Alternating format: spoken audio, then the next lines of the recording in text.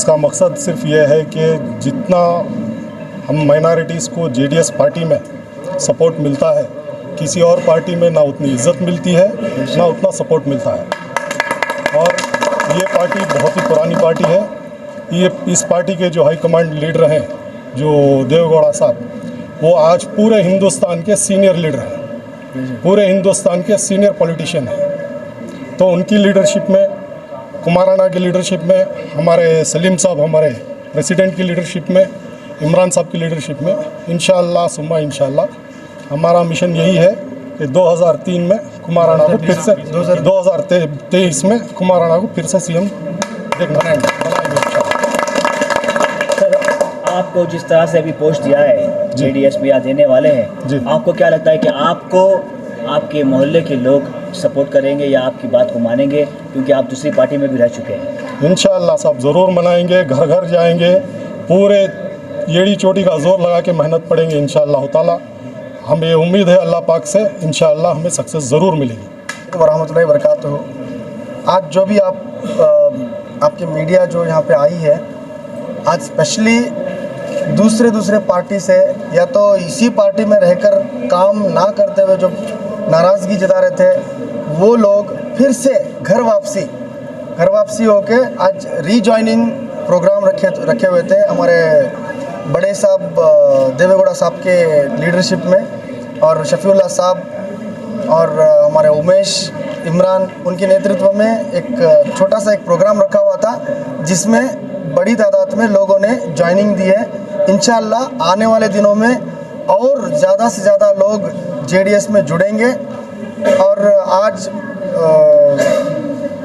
हमारे तबरेज़ साहब जो कि पहले भी जेडीएस में थे, ऐसा नहीं कि जेडीएस में आज नए ज्वाइन हो रहे हैं, पहले भी जेडीएस में थे, बट जेडीएस से सियासती से दूर हो गए थे। तो हम लोगों ने इनको कन्विंस करके फिर से वापस जेडीएस ज्वाइन करवाया है। इंशाअल्लाह ताला आने वाले दिनों में सिटी में इनको पोस्टिंग दी जाएगी, इंशाअल्लाह एक अच्छी सी पोस्टिंग दी जाएगी, जो कि इनकी कैपेसिटी के तौर पे हो सकता है वर्किंग प्रेसिडेंट जल्दी ही हमारे जफरुल्लाह खान साहब।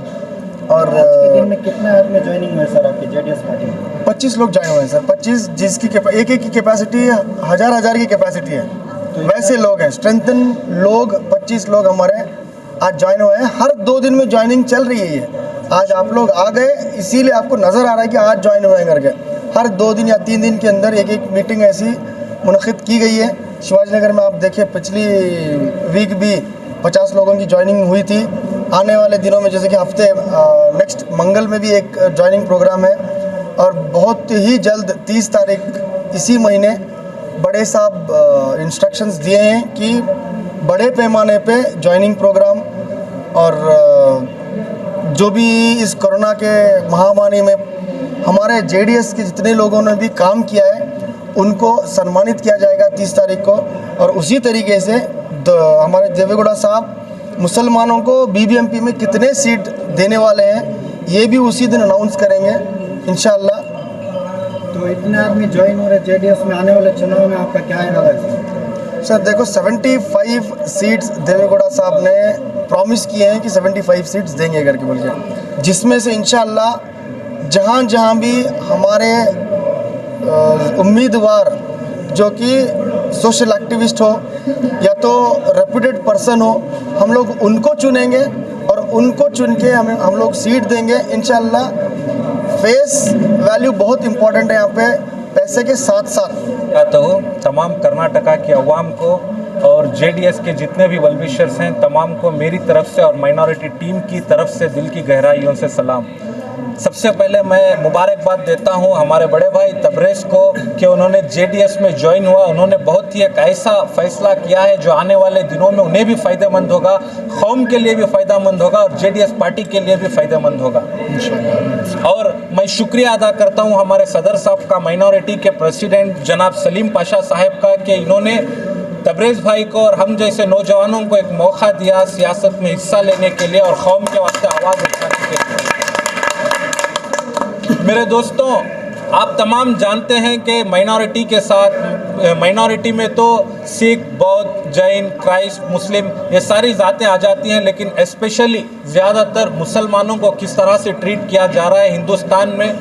डर की सियासत की जा रही है, डर की सियासत की जा रही है। मुसलमान वो कौम है, मज़हब के नाम पर जुल्म सितम हम नहीं करते, मज़हब के नाम पर जुल्म सितम हम नहीं करते, वफा की आड़ में सियासत हम नहीं करते। मरकर इस मिट्टी में भी दफन होते हैं तो गुस्ल कर कर वतन की मिट्टी को तक हम नापाक नहीं करते। हम वो कौम हैं, हम वो कौम है, लेकिन हमारी कौम में काबिलियत भी है, हुनरमंदी भी है, लेकिन हमें सिर्फ पंचर डालने की हद तक, मैकेनिक की हद तक रख दिया गया है। ना ही सियासत में हमें मौका दिया जा रहा है आगे बढ़कर हिस्सा लेने का और जालिम के ख़िलाफ़ आवाज़ उठाने का, मजलूम की हक़ की आवाज़ बनने का, ना ही किसी और चीज़ में हिस्सा दिया जा रहा है। लेकिन जहाँ तक देवे गौड़ा जी की बात है, कुमार स्वामी जी की बात है, आप तमाम ने आज की इंटरव्यू में उनसे मुख्तलिफ सवालात किए, उन्होंने अपना नज़रिया आपके सामने रखा कि वो मुसलमानों के लिए कितनी हद तक काम करना चाह रहे हैं और कितनी हद तक काम कर चुके हैं। आगे आने वाले दिनों में भी, चाहे वो बीबीएमपी इलेक्शन हो, जिला परिषद इलेक्शन हो, तालुक पंचायत इलेक्शन हो या असेंबली इलेक्शन हो या एमपी इलेक्शन हो, आने वाले दिनों में मुसलमानों को उन्होंने वादा किया है कि जितना हो सके मुसलमानों को हम आगे लेकर आएंगे। तो हमारा फ़र्ज़ ये बनता है कि चाहे वो हमारा दुश्मन हो, भाई हो, रिश्तेदार हो या कोई भी हो, अगर हमारा कोई मुसलमान बंदा कोई जेडीएस पार्टी में ज्वाइन हुआ है तो मैं कर्नाटक की आवाम को इल्तिजा करता हूँ, आप अपनी दुश्मनी बालाए ताक रखिए, अपनी दुश्मनी को भूल कर कौम के हक़ में सोचिए और उस आदमी को सपोर्ट कीजिए और उस आदमी को आगे लेकर जाइए, क्योंकि मंजिलें यही एक ही आदमी शुरू करता है, मंजिलें बढ़ती हैं। एक ही सफ़ में खड़े हो गए महमूद और अयाज, ना रहा कोई बंदा, ना कोई बंदा नवाज। जब तक मुसलमान आगे नहीं बढ़ेंगे सियासत में, अपनी ज़ात को, अपनी मफाद को, अपनी दुश्मनियों को दूर रखकर, तब तक हमारा कोई हाथ नहीं पकड़ेगा। हमें यहाँ पर मोहम्मद कासिम नहीं आने वाले हैं, कोई मूसा काजिम नहीं आने वाले हैं। आज के इस फिरौन के दौर में हमें खुद अपने हक़ की आवाज़ उठानी पड़ेगी। अगर अपनी हक़ की आवाज़ उठानी है तो मैं गुजारिश करता हूं कि हर एक घर से एक एक बच्चे को सियासत के अंदर कदम रखना होगा। सर एक बात बताइए, आप जब भी बात कर रहे हो आप मुसलमान की बात क्यों कर रहे हो? क्या आपके मोहल्ले में हिंदू नहीं है? क्या आपके मेरे भाई, क्योंकि सच्चर अगर बात मुसलमान की है तो आप मजलिस इत्तेहादुल मुस्लिमीन में क्यों नहीं चले जाते, या आप अपनी खुद की पार्टी क्यों नहीं खोल लेते? बहुत बहुत शुक्रिया आपका जो सवाल है ये आपका नहीं, अवाम का सवाल है। अवाम के नुमाइंदे बनकर आप पूछ रहे हैं। रही बात MIM की, SDPI की, ये सारे पार्टियां एक कम्युनिस्ट का टैग ले चुके हैं, सिर्फ मुसलमानों के हक़ के लिए नाम ले चुके हैं। जहाँ तक बात है जनता दल सेक्युलर की, इसके नाम में ही सेक्युलर है, इसमें हर तरह का आदमी ज्वाइन हुआ है और हमें हिंदुस्तान में है, हम हिंदुस्तान में हर कौम, हर ज़ात का आदमी चाहिए। ऐसी सियासत नहीं चलेगी कि खाली मुसलमानों की पार्टी चाहिए, खाली दलितों की पार्टी चाहिए। पार्टी वो होनी चाहिए जिसके अंदर मुसलमान भी होना चाहिए, दलित भी होना चाहिए और सब होना चाहिए। MIM मुसलमानों की पार्टी है तो मुसलमानों की हद तक ही रखिए। हमें मुसलमानों का लीडर नहीं बनना है, हमें अवाम का लीडर बनना है। हमारा हर एक कैडर, हमारे सदर साहब भी वही कहते हैं, हमें सिर्फ जो लॉकडाउन के समय में 4 ambulance, 15,000 ration kit, oxygen cylinder, उनसे पूछे क्या उन्होंने सिर्फ मुसलमान के घर पहुंचाई है? क्या उन्होंने हर एक कौम के आदमी के अंदर पहुंचाई है? रही बात, मैं मुसलमानों की हक़ की आवाज़ इसलिए बात कर रहा हूँ कि मुसलमानों का हाथ पकड़, मुसलमान सिर्फ वोट बैंक हो चुका है, यूज़ एंड थ्रो। इलेक्शन का चंद कुत्ते पाल चुके हैं सियासतदानों ने। इलेक्शन आता है, कुछ बिस्किट वगैरह फेंकते हैं, आते हैं, वो खाते हैं और उनके कौम के नुमाइंदे बनकर खड़े हो जाते हैं। अवाम क्या चाहती है, उनकी क्या ज़रूरत है? क्या हमारे यहाँ ज़्यादा पढ़े लिखे लोग हैं? सच्चर कमेटी के रिपोर्ट से पता चलता है कि SC ST से भी ज़्यादा पिछड़े हुए तबक़ात में मुसलमान हैं। एजुकेशन में हम हैं, एजुकेशन में कम हम हैं, हेल्थ सेक्टर में कम हम हैं, सियासत में कम हम हैं, हर जगह हम ही कम हैं। क्यों कम हैं? यही वजह है कि हम आगे नहीं बढ़ते। अगर आगे बढ़ भी रहे हैं तो कोई ना कोई हमारा पैर खींच के नीचे करता है। तो मेरी इल्तजा है, माफ़ी चाहता हूं कि मैंने थोड़ा वक्त ज़्यादा ले लिया। जितना हो सके इस वीडियो को, हमारे इस प्रचार को आगे लेकर जाइए और उनसे कहिए अगर वो सियासत में नहीं जम सकते तो जो सियासत में हमारा आदमी है उसकी सपोर्ट बने, उसकी बैकबोन बनकर, रीढ़ की हड्डी बनकर आगे ले चलें, क्योंकि आने वाले दिन जो बाल से बारीक है उस मौके से हम गुजर रहे हैं। अगर हम आज नहीं संभलेंगे, फिर वही शेर अलम इकबाल का, न संभलोगे मुसलमानों तो मिट जाओगे, तुम्हारी तारीख तक न रहेगी दास्तानों में।